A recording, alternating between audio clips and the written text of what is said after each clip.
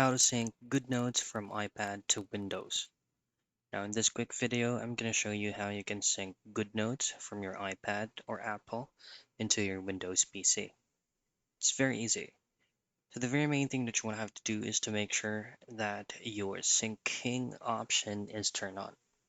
Go into your iPad settings, pull up your Apple account, and then from apps, make sure that under app syncing to iCloud Drive, the Goodnotes is ticked or enabled. Now, the other thing that you can do is via iCloud website.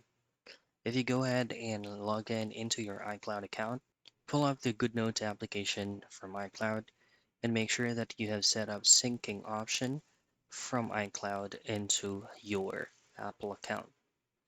Now, going back into the Goodnotes official site right here, this is how you can download it. Click this option that says download and click on Windows. For you to sync it successfully, log in into Goodnotes using your Apple ID or your iCloud account. And that's it. That's how you sync Goodnotes from iPad to Windows.